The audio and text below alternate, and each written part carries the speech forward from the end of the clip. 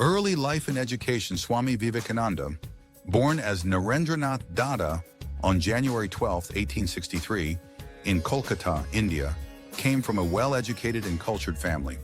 From a young age, Narendranath was intellectually curious and displayed a sharp, questioning mind. He was educated in Western philosophy, logic, and history, but had a deep interest in spirituality. His search for spiritual truth led him to meet Ramakrishna Paramahamsa, a mystic and spiritual leader who profoundly influenced his life, spiritual transformation, and path to monkhood. Under the guidance of Ramakrishna, Narendranath realized the path to spiritual enlightenment. After Ramakrishna's death in 1886, he renounced worldly life and became a monk, adopting the name Swami Vivekananda. He set out on a journey across India, witnessing the country's poverty and suffering, which ignited his desire to uplift the masses. Parliament of the World's Religions, 1893. Vivekananda gained international fame through his landmark address at the Parliament of the World's Religions in Chicago in 1893. His speech on religious tolerance, emphasizing the unity of all religions, resonated deeply with the audience. His famous opening words, "Sisters and Brothers of America," received a standing ovation and established him as a global spiritual leader. His message of Vedantic philosophy and interfaith harmony introduced the West to the richness of Indian spirituality, founding the Ramakrishna Mission. In 1897, Vivekananda founded the Ramakrishna Mission, a spiritual and humanitarian organization that continues his legacy of serving society. The mission focused on providing education, healthcare, and social services, especially to the underprivileged, while promoting the ideals of Vedanta. This marked a significant shift in the spiritual landscape as Vivekananda emphasized that serving humanity was equivalent to serving God. Philosophy and teachings. Vivekananda's philosophy was rooted in Vedanta and the idea that divinity exists in every human being. He emphasized the potential within individuals to achieve greatness and focused on the idea of self-realization.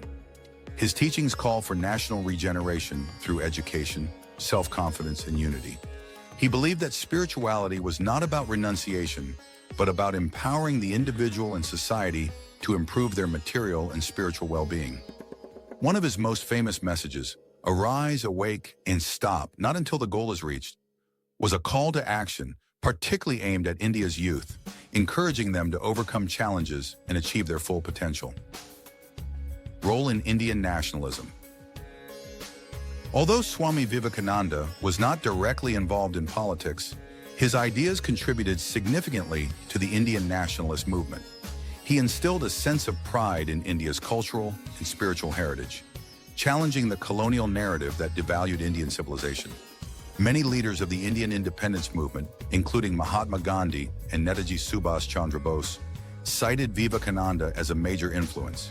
His speeches and writings fostered a sense of unity and patriotism, emphasizing that India's strength lay in its spiritual foundation.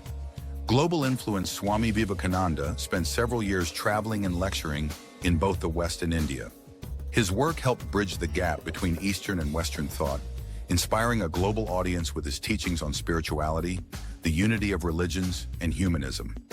His presence in the West also initiated a dialogue between different cultures, encouraging mutual understanding and respect. Death and legacy. Swami Vivekananda passed away on July 4, 1902, at the age of 39. But his influence continues to reverberate around the world. His efforts to revive India's spiritual identity, his emphasis on education and social reform, and his vision for a united humanity remain relevant today. The Ramakrishna Mission continues to be a beacon of hope, dedicated to the ideals of service, education, and spirituality. His contributions to the spiritual and social upliftment of society, as well as his role in promoting interfaith harmony, have left an indelible mark on history,